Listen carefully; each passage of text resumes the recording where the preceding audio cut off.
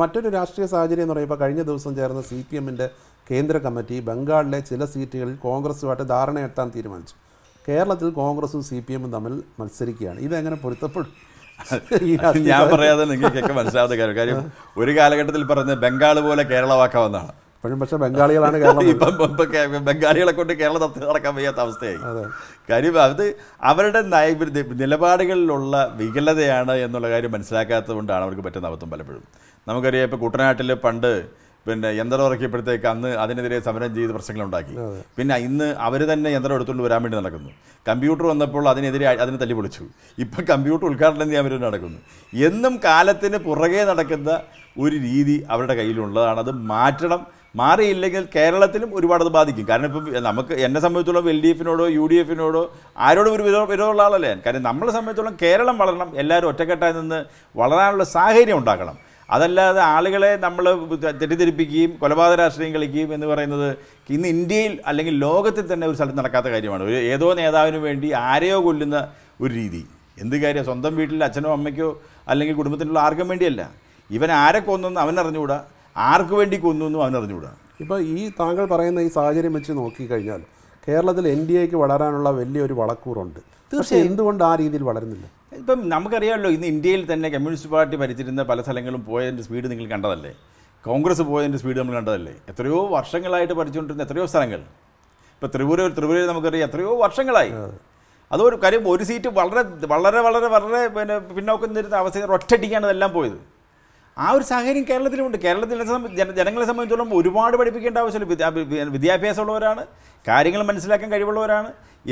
ഇവിടെ NDA സർക്കാരിൻ്റെ ഒപ്പം നിന്നാൽ കേരളത്തിനുണ്ടാകാൻ വേണ്ടി പോകുന്ന ഗുണങ്ങളെക്കുറിച്ചിട്ട് മനസ്സിലാക്കാൻ പ്രത്യേകിച്ച് നമ്മൾ മലയാളിയെ പഠിപ്പിക്കേണ്ട ആവശ്യമില്ല. പക്ഷേ രാഷ്ട്രീയ നിരീക്ഷകർ പറയുന്നത് കേരളത്തിൽ NDA വളരാത്തതിന് ഒരു പ്രധാന കാരണം BJP-യിലെ ഉൾപോരാണെന്നാണ്.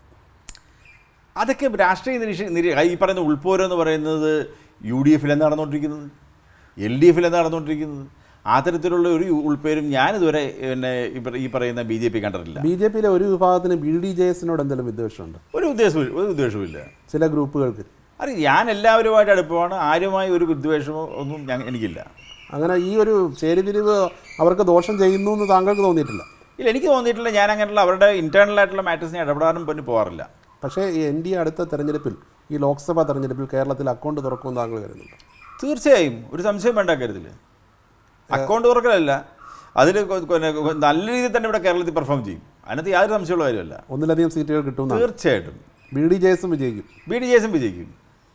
ഇപ്പം മറ്റൊരു വലിയ പ്രധാനമായിട്ടുള്ളൊരു വിലയിരുത്തൽ എന്ന് പറഞ്ഞാൽ SNDP യോഗം ജനറൽ സെക്രട്ടറിയും SNDP യോഗം വൈസ് പ്രസിഡൻറ്റും തമ്മിൽ രാഷ്ട്രീയ നിലപാടുകളുടെ പേരിൽ അഭിപ്രായ ഭിന്നത ഉണ്ടെന്നാണ്.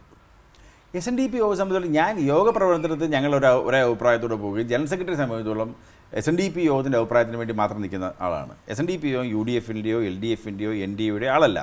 നിഷ്പക്ഷമായി നിന്ന് എല്ലാവരുമായി സമദൂരം പാലിച്ച് എല്ലാവരുമായി നല്ല ബന്ധം കീപ്പ് ചെയ്യുന്ന ആളാണ്. അദ്ദേഹത്തെ സംബന്ധിച്ചോളം രാഷ്ട്രീയമായി ഞങ്ങൾ യാതൊരു അഭിപ്രായ വ്യത്യാസമില്ല. ഞാൻ എടുത്തിട്ടുള്ള രാഷ്ട്രീയ നിലപാട് എന്ന് പറയുന്നത് അതിന് ശക്തമായി ഞാൻ നിൽക്കുന്നു. അതിലൊരു സമുദായത്തെ കാര്യങ്ങളിൽ അതിന് ജനറൽ സെക്രട്ടറിയുടെ ഒപ്പം നിൽക്കുന്നു. ഇപ്പം ജനറൽ സെക്രട്ടറി എടുക്കുന്ന നിലപാട് കാര്യം SNDP യോഗത്തിൻ്റെ അതിൻ്റെ ഓഫീസറായിട്ട് നിൽക്കുന്നതും അതിൻ്റെ ഇംപ്ലിമെൻറ്റേഷൻസ് ആയിട്ട് നോക്കേണ്ട ജനറൽ സെക്രട്ടറിയാണ്. ആ ജനറൽ സെക്രട്ടറി അതിൻ്റെ കാര്യങ്ങളാണ് ചെയ്യുന്നത്. അല്ലാതെ അതിനകത്ത് നിലപാട് തന്നെ ആയിരിക്കത്തില്ല SNDP യോഗത്തിൻ്റെ നിലപാട്. അല്ല, SNDP യോഗം പറഞ്ഞല്ലോ, നിഷ്പക്ഷമായിട്ടുള്ള നിലപാട് മാത്രമേ SNDP യോഗം എടുക്കുന്നുള്ളൂ. പക്ഷേ അങ്ങനെ പറയാൻ പറ്റില്ല. ഇപ്പോഴത്തെ രാഷ്ട്രീയ സാഹചര്യത്തിൽ SNDP യോഗത്തിന് ഒരു ഇടതുപക്ഷ ചായ്വുണ്ടെന്നുള്ള പരസ്യം അത് തോന്നലുകൾ മാത്രമല്ലേ. കാര്യം അങ്ങനെയാണെങ്കിൽ ഇപ്പം നാളെ രാവിലെ 4 പ്രാവശ്യം BJP-യുടെ പ്രസിഡന്റ് വന്ന് കയറി വന്ന് സംസാരിച്ച് പോയി കഴിഞ്ഞാൽ അപ്പോൾ ജനറൽ സെക്രട്ടറി അപ്പോൾ NDA-യുടെ ഘടകകക്ഷിയായോ? അത് കഴിയുമ്പോഴത്തേക്ക് ഇപ്പം ഈ പറയുന്ന കോൺഗ്രസ് നേതാക്കന്മാരെല്ലാം വന്ന് കയറി സംസാരിച്ച് ജനറൽ സെക്രട്ടറി പോയി കഴിഞ്ഞാൽ അത് UDF-ൻ്റെ ആകുമോ? അത് ജനറൽ സെക്രട്ടറിയുമായി കേരളത്തിലെ മുഖ്യമന്ത്രിയാണെങ്കിലും ഇവിടെ പ്രതിപക്ഷ നേതാവാണെങ്കിലും അതുപോലെ തന്നെ BJP നേതാക്കന്മാരാണെങ്കിൽ കാണുന്നുണ്ട്, സംസാരിക്കും. അതിന് ഒരു കാരണവശാലും അത് ഒരു ചായവായോ നിലപാടായോ ഒരു കാരണവശാലും കാണേണ്ട കാര്യമില്ല. SNDP യോഗം ജനറൽ സെക്രട്ടറി ഇങ്ങനൊരു നിലപാട് എടുത്തുകൊണ്ടാണ് താങ്കൾ മത്സരിക്കണമെന്നുള്ളൊരു സമ്മർദ്ദം BJP അല്ലെ സംഘപരിവാറിൻ്റെ ഭാഗത്തുനിന്ന് ഉണ്ടാകുന്നതെന്ന് പറഞ്ഞു കേൾക്കുന്നുണ്ട്.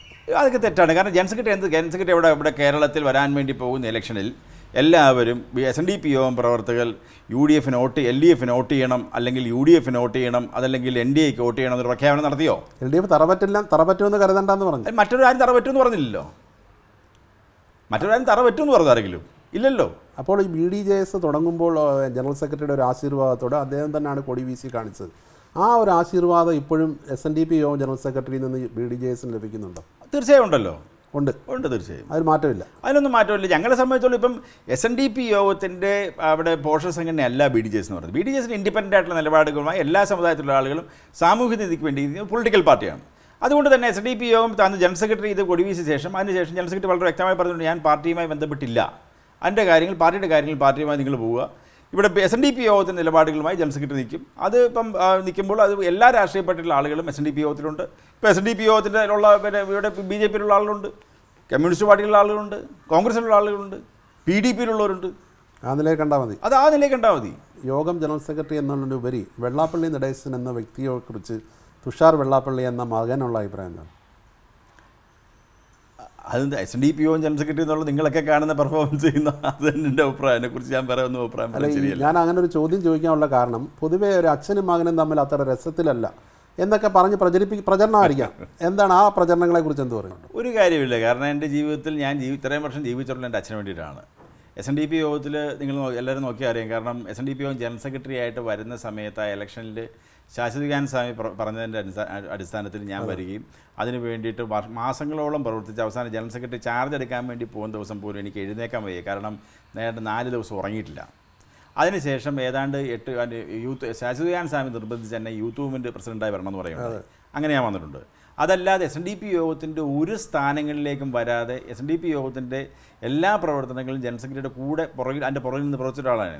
എൻ്റെ ജീവിതത്തിൽ ഞാൻ ഏറ്റവും കൂടുതൽ സ്നേഹിച്ചിട്ടുള്ള എൻ്റെ കുടുംബത്തേക്കാൾ കൂടുതൽ ഞാൻ സ്നേഹിച്ചിട്ടുള്ള എൻ്റെ അച്ഛനെയാണ്.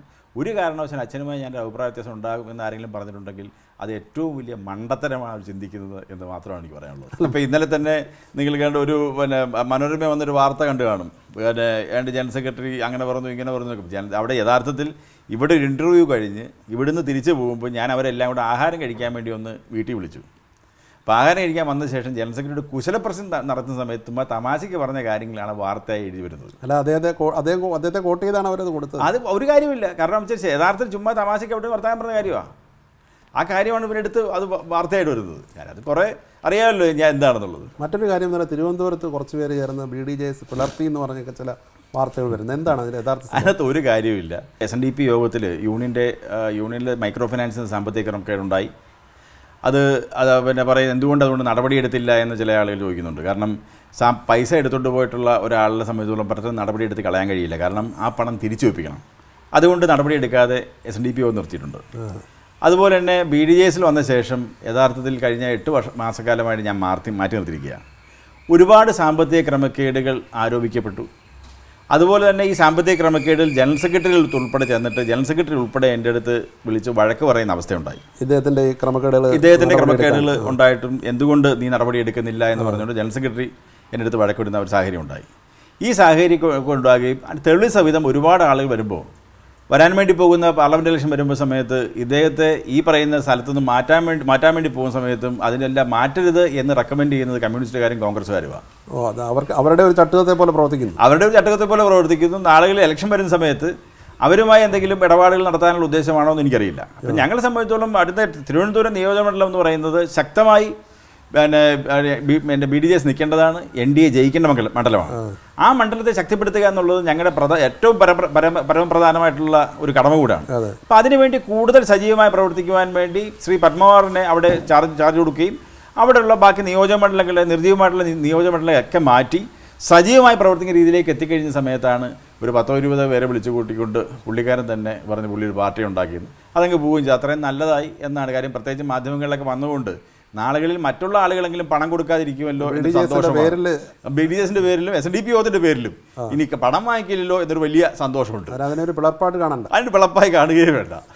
മറ്റ് സംസ്ഥാനങ്ങളിൽ പലയിടത്തും ഈ കോൺഗ്രസ് വിട്ടൊക്കെ BJPയിലേക്ക് വരുന്നു, അല്ലെ NDAയിലേക്ക് വരുന്നു. ഇപ്പോൾ NDA കൺവീനർ എന്നുള്ള നിലയിൽ ചോദിക്കും, NDA കേരളത്തിൽ വികസിപ്പിക്കാൻ എന്തെങ്കിലും ഉദ്ദേശമുണ്ടോ? ആരെങ്കിലും പ്രബലരായിട്ടുള്ള ആരെങ്കിലും ഇതിലേക്ക് വരൂ? അത് ഞാനിപ്പോൾ പറയാൻ ശരിയല്ലല്ലോ. അത് പലരും വന്നിട്ടുണ്ട്, സംസാരിക്കുന്നുണ്ട്. പക്ഷേ അത് വരും ദിവസങ്ങളിൽ അത് തീരുമാനിക്കും. ലോക്സഭാ തെരഞ്ഞെടുപ്പിന് മുമ്പ് ഉണ്ടാകാൻ സാധ്യതയുണ്ടോ? ചിലപ്പോൾ. അപ്പോൾ എല്ലാ ആശംസകളും. Thank you.